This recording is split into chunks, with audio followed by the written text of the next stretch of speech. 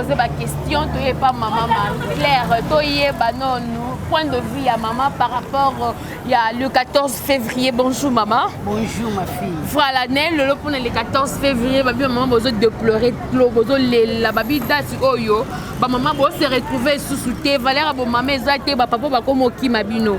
Okoko lo banyoso nini ba tunyoso ba wala na biso. Ah. Moi nanga na lo banini journée oyo eza journée moko. Et ngai kutu na yeko e bango vraiment wana na sina pousser na âge. Na boti déjà ba nanga misat no o Saint-Valentin. En tout cas, la bima c'est va te kambala moko na papa. Mbala moko bane banda. Mbala moko. Pour papa abotama ki le 14 février. Donc le lopena eza nive na yi. Donc le bo fêter petit. C'est to fêter te pour ngana déjà à distance ekota. On a né les sous. Maman ngo yango. Maman makambango yango yo. Et côté ka le 14 pe kaka. Le 14 février to fêter mais ba papa ba bazolinga kaka talaka. Ba mona lisusu soki biso to kolie. Comme fatigué, yango sikoyo balingi ba fioti ba bébé.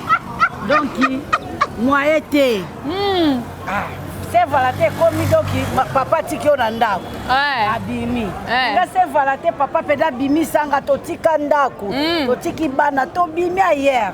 To lia to mela to lala to ya lobby. Oh, yo lala. Oh, na c'est Valentin à l'époque là. Non, père pas kangara moi chambre quelque part. Aussi si boké. To kena biso to tiki bana biso na ndako biloko bien. To kepe to fêter. Mais suka ndeka ka yango wana. Papa tali c'est Valentin qui sous na bisote après si mon Congo mais na regretter c'est Valentin bon pour nanga tant que mon na yeko e banzambe na vandi c'est Valentin pa nanga et l'autre côté et ko saka trouble ma foyer trouble ma foyer batou libali ba komi mi tout donc il faut bima kaka akenda bima donc il na c'est Valentin na ba jeune garçon na ba na bisoto boti c'est Valentin na mte so ezali donc maman yo lingi data ngo eli mwana ngo le 14 février za la suite c'est Valentin to yeba kango te mais to kama ndenge ya donc e komba donc baby sa makambo belé donc lelo na yebisi bana basi na bana mibali na ba papa c'est Valentin mais maman balobi mo pesa négligence na bino ba maman te mo moni ke boboti biso bokoli boza susu ba papa bien te on ba papa ba ngola na ba on ba fioti papa moi nanga mwasi nazo ebisa yo tala ezaka pasi eza pona bongo te omoni mobali nga na vanda na tali mobali ezaka zaka mwana muke mobala to sali ndenge nini donc to sali ndenge so be ko so makango auzwa na yebisi yo donc on nature on va la botomanie infidèle penza donc biso basinde to la fidèle mais mibali bangwe pala bango penda bango bazongisa biso ka Salomon David c'est ça ndenge basala biso mais na eza pasi soki ba papa ba yebi nzambe c'est Valentin lelo eza rien et ba fana bona bandako ba vanda ba kumisa nzambe ba vana basina baona bana bango eza ka net mikolo nyonso conseil ni no pesa na ba jeune fille ba ocha ba semaine et trouble na ma couple te batika mabala bato evanda ngana bana vina nga Marie-Claire nde na vanda bo mwana nga na lobanga kokoza deuxième bureau te tona liaka mobala bato CCT et a passe bonne papa kei botikali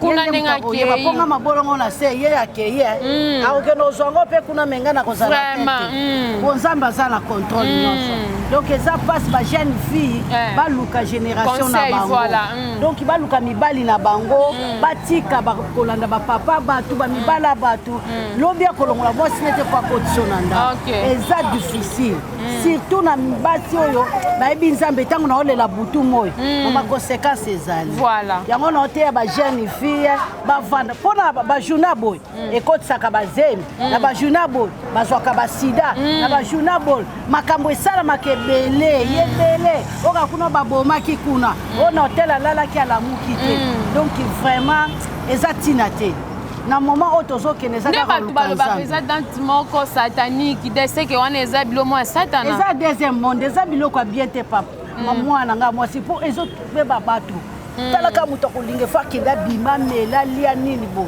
mais neti nga na minute na okena nga prière na okena nga intercession na bonde nzambe langa si na zongi ndako na kumisi nzambe langa ezaka lokwa ba journée nyonso tu ezaka ndenge mo donc eloko échanger ezate batu bazongela ndenzela bazongela chemin bana basi mibali ba papa donc bazonga na nzi Jésus revient bientôt vraiment Jésus revient bientôt. Voilà, merci beaucoup maman. Merci. Ok, merci. Voilà papa Kenda, soit moto. Ah, donc on va papa même Kenda le 14 février. T'es à coup en avril. La Kenda idéologie na. Ah, idéologie ça Kenda hier. Idéologie. J'ai là. Siko nde obike no coucher kufa baba resta la té. Est-ce que tu peux que les alaka boy parce que na moni yo melaka déjà, c'est que zo fongola dia soirée ngo.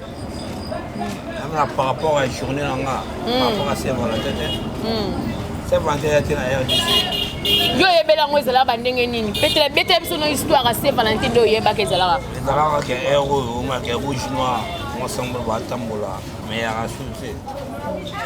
J'ai là. Qui m'a mona, rouge noir arrêté. Et là, on est sali bon que date le 14 février, si la kakaboué. Effectivement, comme un jeune babano célébré, mais si la kakaboué, le quoi mon pépé mon lobby. Et là, on est sali bon. Et à moi, par rapport à G. G, moi, on a dit. G a été. Là, nous avons l'arté, en santé. On pas ta manée. Donc, c'est un bon, ouais. Et là,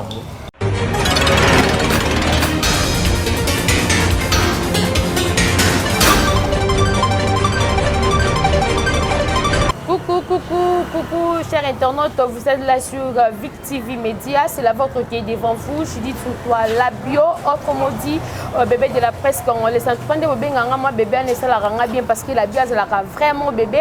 Le vraiment, les 14 février, hein, babi. Amoureux, amoureuse, fête la journée en gros, mais tu éviter ma maman de kendele. Tout le monde journée un peu calme, un peu malili, tu éviter les 14 coups bien et ça la kaka. Mais tu mets un peu quand on a banzela, des acquis le lot, tu as rouge, tout le monde a rouge. Tu as rose, tout le monde a rose. Tu éviter tous ceux qui ne voient pas fête c'est comme aussi là. Bonne année les gars qui awa. En tout cas, c'est par rapport à la conjoncture ou comment là. Mais tu remets un peu avec mon président. Le moment il y a bien côté plateau parce que c'est mon président, parce que je le confirme, babi. Association de presse en ligne appelle en cycle. Le tu remets un peu sur le 14 février. Mais avant toute fois, on a une émission il faut appeler ça mon producteur le plus frais, hein, babi le plus frais, hein. Vidi mon président, mon boss, papa social, vidéo depuis quelque part au monde. Donc, mais un peu en tout cas, mon caméraman fait déjà plateau, babi le invité à la présenter parce que toujours solo là, le 14 février avec président Junior l'homme. C'est unique de plusieurs couleurs parce que Junior Moewabo, Aza journaliste, Aza animateur culturel, Junior Moewabo, Aza artiste et comédien, cinéaste. Junior Moewabo aza metteur en scène comme un film épais à Banzonzi. Junior Moewabo aza pe chrétien. Junior Moewabo aza pe ouvrier donc serviteur dans l'église à la borne à 10e rue. Donc aza batini kebele. C'est pourquoi Junior Moewabo il est aussi père dans la famille. Papa na Henrietta na Kapinga. Mais célibataire. Père mais célibataire. Père mais célibataire. Et le bébé est. Bon, papa na Henrietta Kapinga ma célibataire. Voilà, coucou mbote na ba fan na otu balingara parce que babi ogumeli vraiment ebele na kati ya musala on partout au monde ba hôtel la biso na Vic. Merci beaucoup na ba fan nyos balingara et puis na ba mécène bandeko ba zwa mpifo ya ko soutenir nga na moi loko ba vient nga le roi ba Drisha motomètre beba zibe ba partir à Londres que je salue.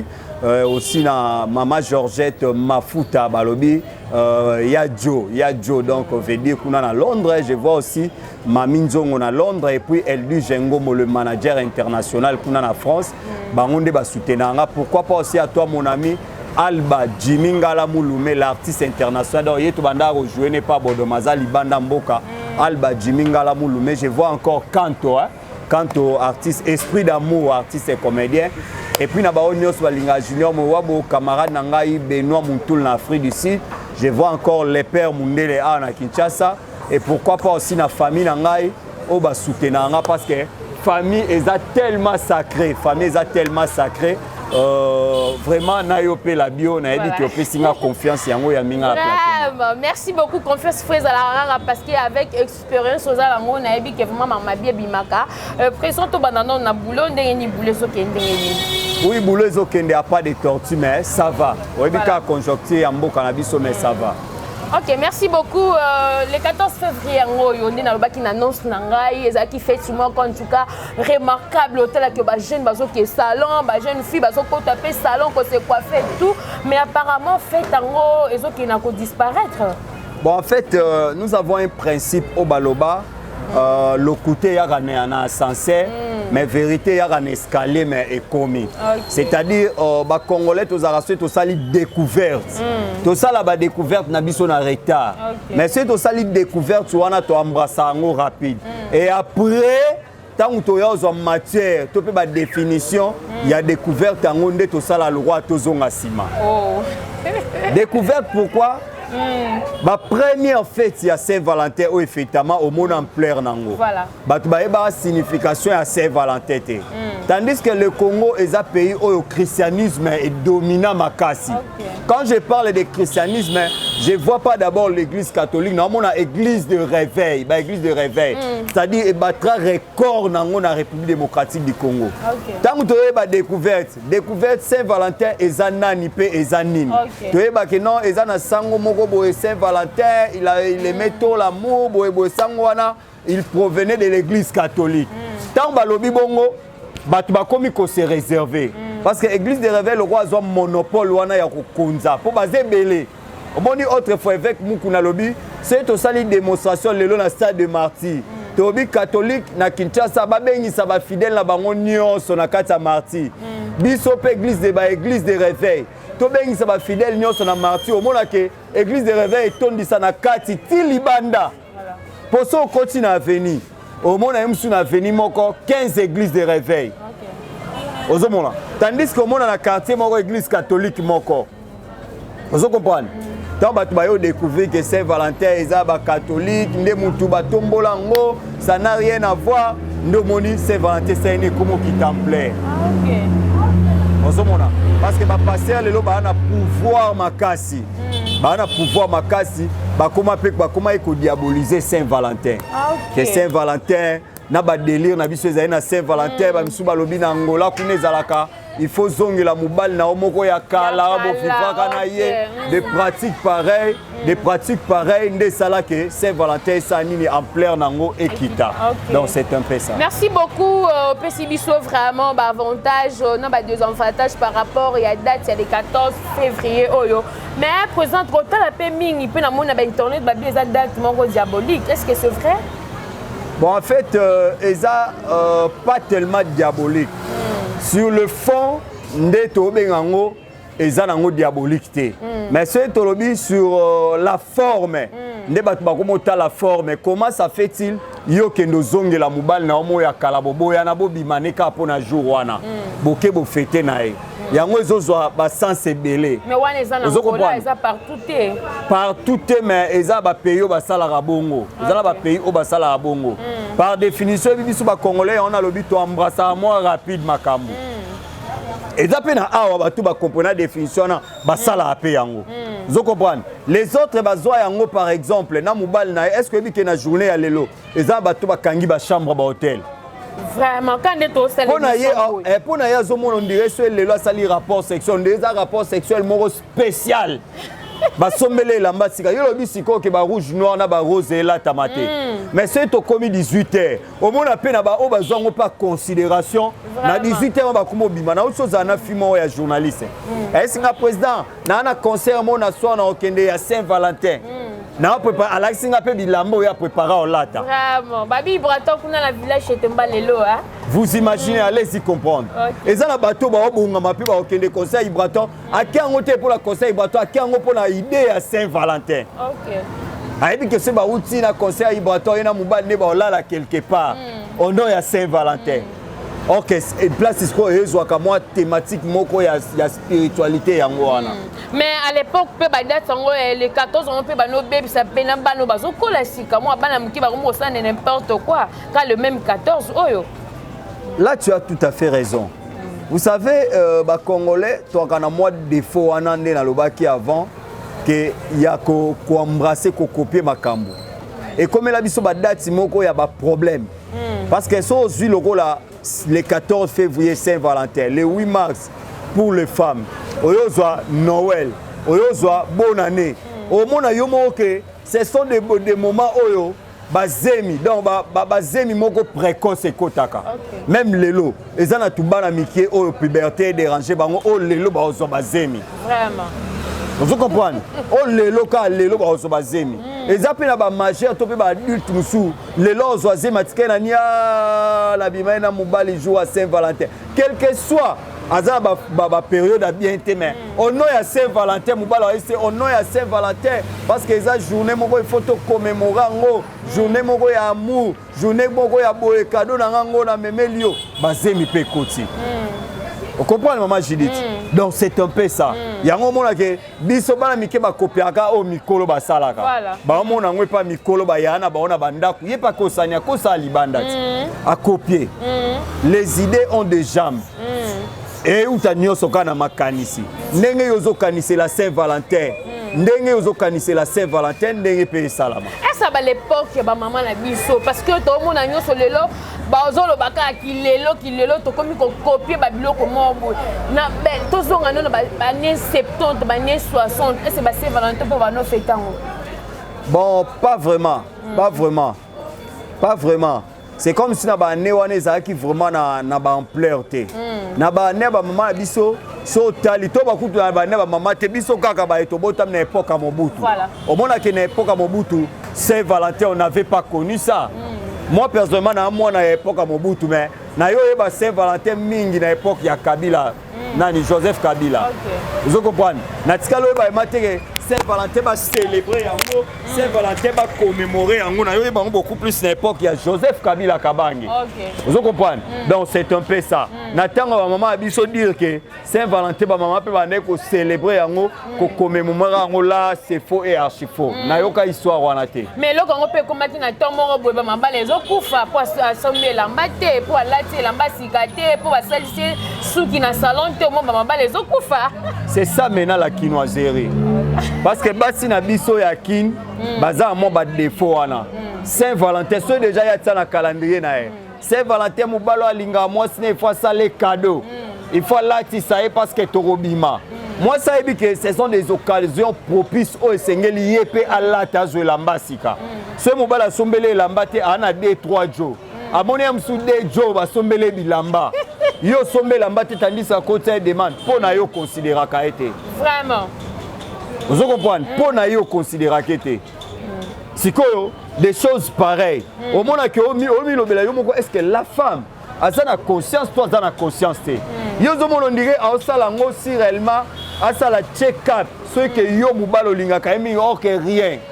Azana première sim, deuxième sim, troisième sim nae. Amoni première sim na deuxième sim ba sombele bilamba Saint-Valentin. Yo troisième au sombele été alinga ngate alinga ka nzoto na nga menga mo alinga ngate. Bolingo zaka basé na ba cadeau. Lelo Saint-Valentin to ko bimate. Eza ba msukutu héros de bandi obima na première sim. Mais bino pe mi baba on ko encourager ngo babilo ko mboso ko encourager. Kozanga ko yeba ezali wanda mu mama. Kozanga ko yeba. Na ozanga ko yeba wana neto baba mibali basala pe ba désert wana mais tant conscience c'est oh comment ça fait-il to cause à la retenir na Saint-Valentin journée à Saint-Valentin apport nango ezakani. Moi je me souviens à l'époque biso tozalaka na Noël na bonne année quel que soit comment il faut que yabo ça ba réservation ba chambre. Vous comprenez? Voilà. Mais et après ba Noël ba bonne année. Ba Noël ba bonne année. Ata ba le 8 mars to kangela ba chambre. Mais Dieu a fait grâce au Banzambe to yo mona ke oh. Mais comment ça fait-il yo lisumu ko sela ngoko préparer lisumu? Elle a bien. OK on préparer lisumu, ko kangi chambre bi ke lelo mabe ezali. C'est na yengi na likangu na ngana ebi déjà ke kuna Et le bal en Joël Francis na MP la chambre est déjà dans la réservation. Et chambre na 26 allez za quitté pour ça quand elle était au coma wana mais to solano li sumu oyo kanga ki na bane wana. Chambre 26. Ezalate. Ah. Ba kende kuna ezalate na. Bon, qui dit mieux to yeba ngokaka qui dit mieux. Biso pe le roi ba journaliste d'investigation. To ça les photos ko yeba chambre 26 ango ezalaka toté. Ndeka Joël Francis alobaki. Donc biso nyonso na kibo mwana na biso kibolenge to bandisika to sala sala ba makambo wana. To yo mona ke eza na importance te. Eza na importance te parce que ba naissance indésirable salame belé na ba bêtise ba Saint-Valentin. Voilà. Mais Dieu a fait grâce to s'en sortir. Pour ça on kanga ba chambre wana ozaki chrétien ou bien ozaki likolo la kati likolo libanda parce que David ko c'est la ranzambe trop mais au pesi c'est le mot et sexy tellement. Na tawana nazaki mopagano mais yo salama pe to bongwani pendant que to bongwani mais ezala ermo o sala nzambe ermo ko mono ndire ah oza jeune faut s'exprimer bwana sermo o biso to subira problème oyo olingi ser o biso ser ke bomona na nzoto kaka soki bobalani mais esimbité ozo comprendre esimbité olobana mwasi msusu bon tokanga nzoto so to balani nde to kende na étape esimbate na ba bêtise wana nde sala biso peke non ozui la fille faut bobima il faut bosala bonde permettre biso to kendo sala makambo to sala mais après zamba o sala biso grâce to yeko yeba vraiment que non quand tu as une femme il faut marcher boye ko marcher boye en tant que mon Christ et lelo je regrette d'avoir connu ce qu'on a sala okanga ba chambre soutenu le 14 ans okanga te. Moi, je suis orange, différemment na bato Saint-Valentin. Différemment na bino moi rouge et continue na kati. Et là ça ka ke mabeza na soir. C'est quoi fleuri? Kasi là ça ke mabeza na soir. Fleur kasi Saint-Valentin. Tous en a réuni 19h juste. Sina commanda. Si aucun n'est pas Ibra. Voilà, comprenez, voilà, en tout cas, vous vraiment réflexionner parce que Belé s'est trompé pour le 14 février. En tout cas, pas tout, hein, parce qu'on est de chrétiens, on doit faire la part de choses. Donc, d'autres choses, on ne peut pas suivre. Donc, tout ça, les lanzambe, faut tout ça, les lanzambe, mais le 14 février, on va passer après mon bâti la Bible.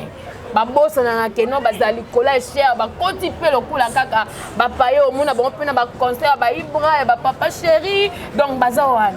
C'est pas seulement là ba concert mais moi j'ai connu aussi il y a des vrais faux des vrais faux serviteurs oh pona bango ba célébrer pe Saint-Valentin obi eza nango mabete malgré za date moko ba msu ba définition ngolo la ba définition ngolo la Noël ozomona ba bi Noël eza Nzambe te mutu atango mais entre nous on a ces groupes organisation mo bati ba bito célébraka et si bazouem sous le 14 février va célébrer faire honneur à ta femme si et si seulement que faire honneur à la femme quand on parle de la femme moi je parle à une femme mariée et un pasteur ça la honneur rend hommage à sa femme mariée de la maison moi je trouve que ce n'est pas mal.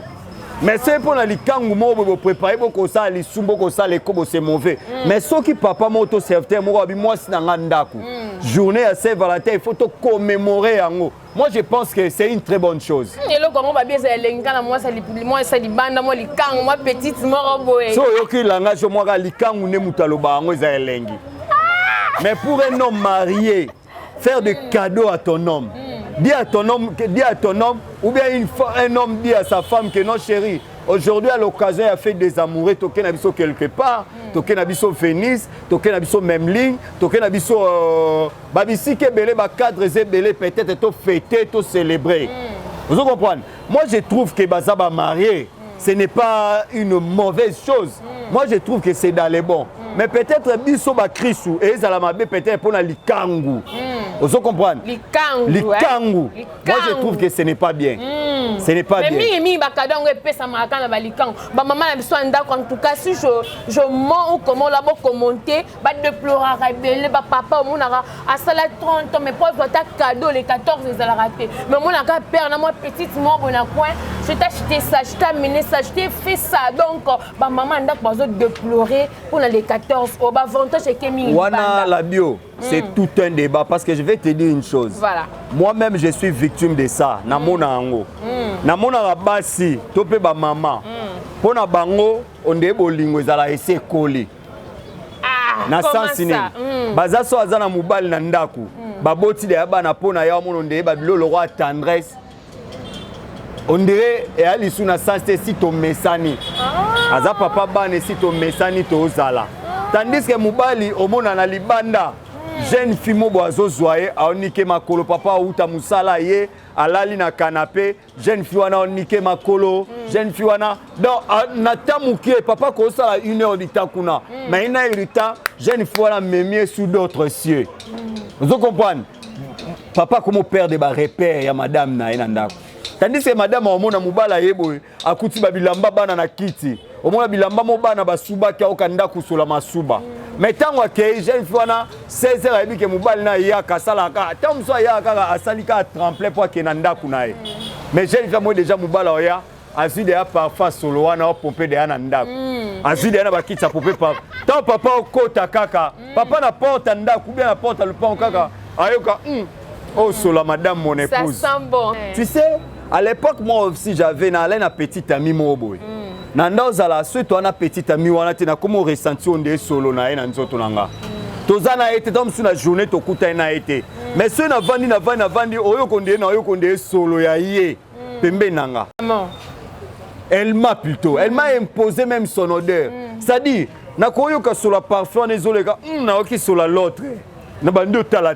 oh l'autre azara to azara te au moins que ya bongo tantôt so vandi quelque part oyoki solo mobo ya mwasi oyo vivra na ye obando banga yo moko otala na mutu musuna na muyibi moko boy azawa to azara te chance amone si bolinga ngo se koli nango azade ya papa bana isi to koli vous comprenez papa mona manzaka kubuka mais papa mama ebite bakata ata mobile manzaka na kupong mais manzaka mobile comment quoi ya mpakasa vraiment mais ba komi na bango bana 5 bana 5 bona mbeto mo pe na butu boye mère para simba bono na lembi na me kuna peut-être mo facilité kasi kuna wana papa mona makambo vous comprenez kuna ayebi ke papa mobile na ngada za boso ye olambi nini ona lambi dongo voilà vous comprenez olambi nini ona lambi dongo na mo mbisa otumba utilité ya dongo et pas mobile ezaka nini vraiment commenter bon peut sa réponse nga na lobate pour na yebité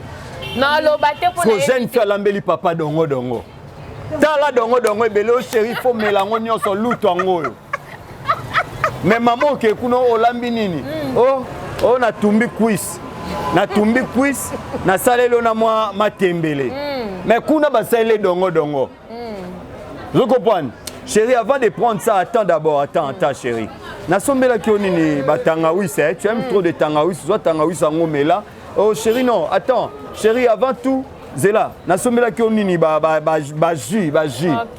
jus mais là non ba jus ameli non jus ayoki no motema pio azui dongo amelia alali mais ba maman pe ba roloboso pe ça ba point essentiel ba jeune fille on va que ba maman en tout cas bazo simba ba papa bien tango ba papa bazo ki ma bango là je parle des mamans négatives il y a aussi des mamans positives OK maman pe positive au mona ka que papa na mutema mabe na ye aobima kaka maman ça ganyoso mais papa pe na mutema mabe na ye aobima donc papa za la ne kaka mutade vous comprenez oui parce que moi je connais un ami Aïsanga Obi mon ami ngana vina ngai na obalaka des femmes vraiment donc ils ont nature ne ya lobaka ya obala basi mibale un homme pareil ata yo lobi osalini lokwa ya loba déjà que ya obala basi mibale loba que au moins azala élu de Dieu nzamba racheter nzamba kangola e na molimo wana ya polygamie vous comprenez parce que polygamie en soi eza vina e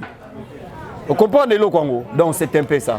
Voilà, merci beaucoup Bozoka vraiment barkiment abalobi vraiment ba maman la biso bosala la part de choses hein bon mega pocha pe papa à l'aise président en tout cas ba maman va recevoir parce que vous allez que mingi kota ba jeune fille le tota ba jeune fille parce que je suis jeune fille babi to komi ba semaine de trouble ba couple ba papa ba komi kotika ba parler le 14 février toluka ba papa bazonga conseil européen na ma papa parce que le babi le na poko ba papa ka toujours pene ba jeune fille papa qui est jeune fille azana maman ton ndengeni.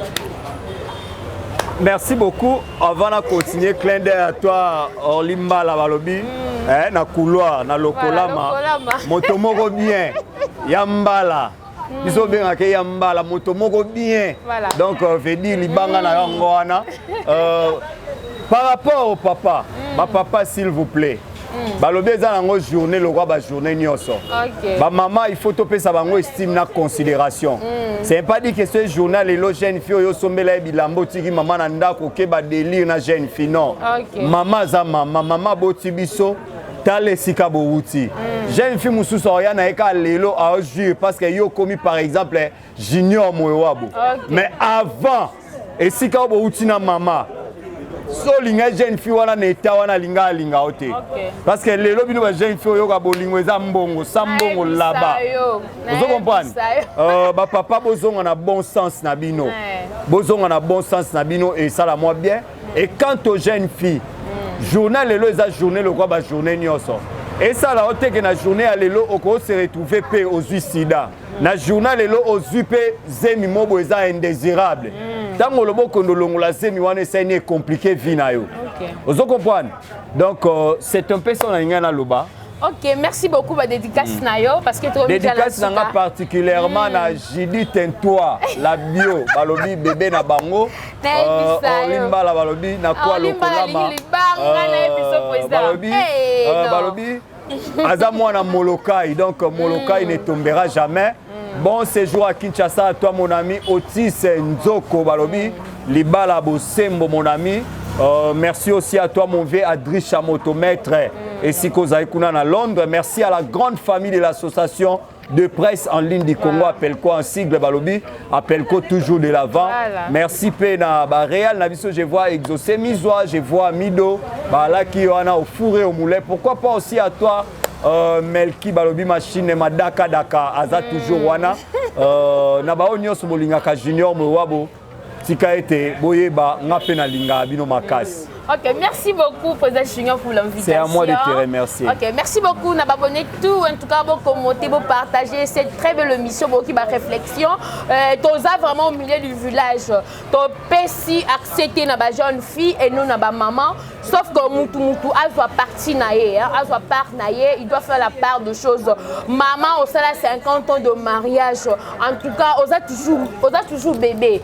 En tout cas, chérir toujours papa parce que le lobe à lobby, coller, serré, cimenté. Le lobe m'a peine toujours à papa, mère toujours peine à père. Donc le lobe m'a babi Orlimbala, babi le lobe toujours peine mère et ça l'a bien et ça l'a toujours bien. Commentez cette émission, partagez la. Merci à mon boss, mon patron. Hein, babi depuis quelque part au monde, mon producteur le plus frais. Hein, Vidou Léomo, babi depuis quelque part au monde, papa social. Vidou Léomo, papa social depuis quelque part au monde. Merci pour mon amigo, babi mon caméraman le plus solide dans la caméra. Hein, grâce à lui, on a vraiment toujours formidable. Abonnez-vous massivement et likez, partagez. Quant à moi, je vous dis bisous. Bye.